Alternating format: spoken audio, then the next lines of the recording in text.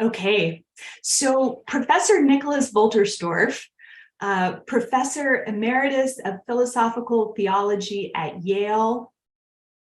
He is also author, as I've mentioned, of this incredible book, 2008, and it's entitled Justice, Rights, and Wrongs. And as I mentioned last week, he enters these intellectual debates about rights, and he is in part responding to critiques of the idea of rights coming from co-religionists in particular. We mentioned the agapist objection, the critique that, well, Christians shouldn't be talking about rights, we should be talking about love instead. We mentioned the objection that rights are a very individualistic or selfish sort of construct, and for that reason, the critique goes not appropriate for people of Christian faith. And it is in part a response to these objections and others, is the context in which Wolterstorff writes his account, his systemic, theistic, Christian account of natural human rights, which is considered a kind of a seminal contemporary work in this field. Now, I've offered you a very simple diagram here. This is my simple diagram in which I'm seeking to depict what is commonly agreed upon within the cross-cultural, pluralistic, shared understanding of modern human rights. Simply the idea that there is a shared universal human dignity, worth, or value of the human person. And that is the reason why we understand all people to have a certain set of rights or claims as to how we are to be treated. So human dignity, if you will, provides the ground, the foundation, the justification for human rights. And again, this is widely agreed upon. This is reflected right here in the Universal Declaration of Human Rights. So that's where we have so much common ground. But again, as I mentioned last week, there is not a common shared understanding of what the deeper foundation is for human dignity, what exactly it is, or why we have it, or where it comes from. And so that's the limitation of the cross-cultural understanding of human rights. But again, some would say, well, we actually need to develop a deeper, richer theological account within our respective religious traditions if we want human rights to be meaningful, and if we want to cultivate a culture of human rights that resonates with ordinary people in their communities. And so that's the goal of this project, as I understand it. So back to Wolterstorff, he posits that the deeper foundation of human dignity is divine love. He's talking about God's love. And very importantly, he specifies this is love given equally and permanently to all. And that, I think, is very important because it tells you a lot about the nature of the claim that he's making. This is love, essentially, that is unconditional and universal divine love. He also thinks of this as the love of attachment, which is to say God's desire to befriend and to know each one of us. This is the type of love that he understands gives rise to our value or worth as human people. In other words, God's love bestows or confers worth on the human person. It's God's agency or action that conveys our human dignity and worth. And so if we think about the case that we started with last week, and that was the murder of George Floyd, We could simply apply this by thinking of Mr. Floyd as a person who God approaches as a friend with a love of attachment, seeking to befriend, and God dignifies Floyd with this love, and this is what conveys on him this immeasurable human worth. And it also gives each of us a duty to respect him accordingly, because Wolterstorff posits one should always treat everything according to its worth. One should always treat everything according to its worth. And so it is this dignity of the human person that gives rise both to natural human rights, he says, and to duties to respect those rights. So here's another, again, pretty simple picture where I've tried to communicate graphically what I understand him to be saying. Human dignity gives rise to human rights and duties to respect those rights. And this is a pretty important point, because part of what he's saying is that duties are not the same thing as rights. It's not the same thing with a different word. Otherwise, we wouldn't need both of them. They're distinct, but they correlate generally. So he invokes this principle of correlatives, this idea that if there is a natural human right, there is a claim in relation to another regarding how one is to be treated, that is going to correlate with a duty on the other side, a duty of respect.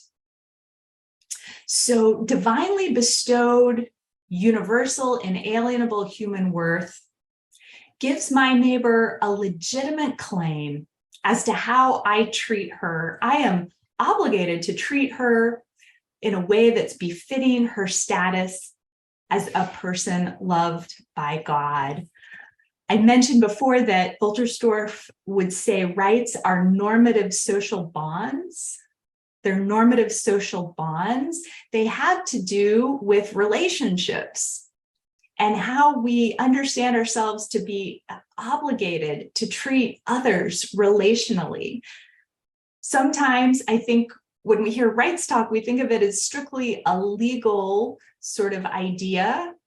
And it does have that expression, but he's looking morally at the moral nature of rights. He's not dwelling in the specific legal codification of rights, but he's thinking theologically, philosophically about what we owe one another.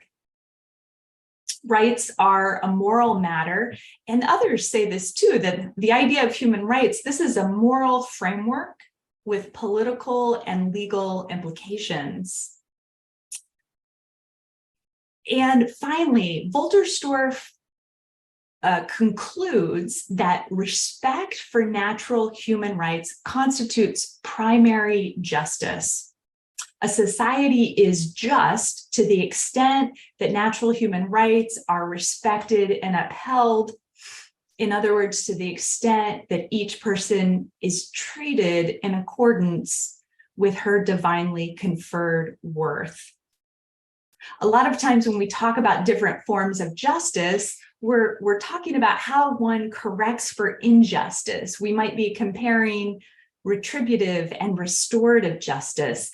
But primary justice, I take it, is more concerned with the affirmative content of what it means in the first place to consider a just society, a just set of conditions. So to take the example that we started with last time, to take the example of murder of George Floyd by police officer Derek Chauvin, we would recall that it's God's love that has conferred this immeasurable human dignity and worth on Mr. Floyd and conferred on others a duty not to murder him, not to kill him wrongfully. And here, this is my own effort to apply Wolterstorff's insight very generally to this particular case.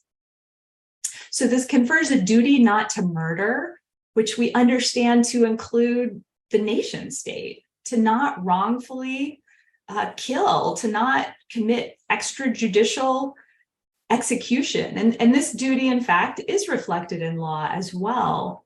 So we could think of a just society being one that's free of murder as one component. And on one level, I don't know, perhaps this sounds a little elemental because we have a prescription against murder in the 10 Commandments in the Hebrew Bible. Do we need a whole system of rights to affirm this? So I want to point to one of the things that is specific about rights, and this is that rights reflect the victim's perspective.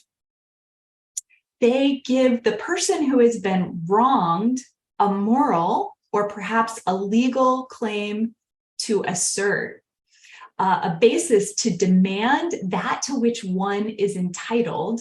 You'll recall I said to claim one's right is to demand something to which one is entitled. So it's one thing to say no one should commit murder. Murder is wrong. We all have a duty to refrain from murder. We know that from the Decalogue, from the Hebrew Bible. And so that has been there for a very long time, a duty not to commit murder. So Derek Chauvin, he's adjudged a murderer and he faces a punishment. But where does that leave George Floyd's family? What do they have? Do they have anything? With a right, they do. With a right, they have a legitimate claim to demand perhaps compensation in a civil suit. But speaking more broadly, speaking morally, they have a right, a claim to demand that this is different, to demand that this situation change, to say that this is not a condition of a just society where Black people in the United States face over 3 times the odds of being killed by police. So a right looks at the perspective of the victim, the one who is threatened, and it focuses on what they have, what they are entitled to. And that's what distinguishes a right from a duty. Now, sometimes religious ethics are regarded as duty-based because that's what you have more explicitly in the scripture. Duties, ethical imperatives, commands to obey. But you also, Wolterstorff argues, you also implicitly have a recognition of rights. And this is the last piece that I want to share about Wolterstorff. He makes the argument that the moral vision of Hebrew and Christian scriptures supports the concept of rights implicitly. And he also says it's not that there is some completely developed theory of human rights or even theory of justice in the Bible. No, that's not the genre the Bible is working in. So you don't have that fully elaborated sort of approach. You do, however, have implicit support, Wolterstorff would argue, and he points to a number of sources. I'm going to name 4 and focus on just 2. He names God's love of justice, a theme throughout the Hebrew Bible and Christian New Testament. He references scriptures in which the worth of the human person gives rise to a requirement of some fitting treatment. So in this passage, Genesis 9:6, there's a warning against shedding human blood because humans are made in God's image. So that idea of worth being connected to standards or boundaries of treatment. Now, this is what I've just been talking about. Concern for the victim's perspective. Wolterstorff is interested in how strong that theme is in the Bible, how much attention there is to the widow, the orphan, the stranger, the prisoner, the poor, and that turn toward the victim. We could even speak of the crucifixion and Jesus taking the place of the victim, turning the eyes of the world toward the victim. That emphasis on the victim's perspective implicitly supports rights, his theory goes. And then finally, he mentions a movement toward universalism, egalitarianism, and he identifies this in two places. One is the imago Dei, the idea that all human beings, not just the king, but everyone reflects the image of God, there in Genesis 1:27. So that imago Dei is not his foundation for human dignity, but it is part of where he finds implicit biblical support for human rights. And then second is the ministry of Jesus, the inclusive table fellowship, the extension of justice to those who would have been considered malformed, ritually unclean, or outcast. This inclusiveness, this desire not to show partiality, this inclusion of all members of the human family in the example and teachings of Jesus. This is a move toward universalism that is consistent with human rights. Now, he is arguing, he's saying quite a lot to say that human rights are there implicitly in the Bible. It's a high bar. It's an extensive claim to make, but this is part of what Wolterstorff argues.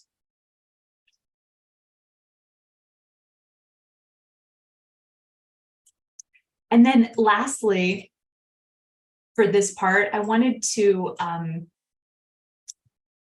kind of draw together for you how Wolterstorff's theory, in fact, responds to some of those objections we started with. So you remember the agapist objection, which I've just shared in the simplest form, that we shouldn't be talking about rights, we should be talking about love. I think the idea is rights are a matter of a claim, as we've said. Rights are demanding that to which one is entitled, whereas we might think of love as being gratuitously, benevolently given. And so this objection goes, aren't those sort of antithetical to one another? But Wolterstorff responds by saying it's not that they're antithetical, it's not that they're opposed, and I think he argues elsewhere at length. Love assumes and incorporates justice. Jesus assumed the prophetic sensibility about justice, and he says, quote, treating the neighbor justly is an example of loving the neighbor. And I'll add to that, you know, in various places you'll hear human rights described as minimalistic. In other words, respect for rights is a minimum, a moral floor, a bottom line. By definition, if someone has a right, to respect it is not to do something exemplary or even praiseworthy. It is only just. It is only our obligation to respect another's right. By contrast, there is a great command in the New Testament: love the Lord your God with all your heart, soul, mind, and strength, and your neighbor as yourself. And so there is this ethical guideline of how to treat others, this aspiration of loving others, of doing unto others as we would want. And I would offer that this ethic of neighbor love is a much higher, more expansive, more demanding obligation than to simply respect the basic human rights that someone is entitled to claim. So we might think of neighbor love, beloved community as the ultimate goal or good. But I would suggest that unless we're respecting a person's basic human rights, we're not meeting the bar of loving them as we would want to be loved.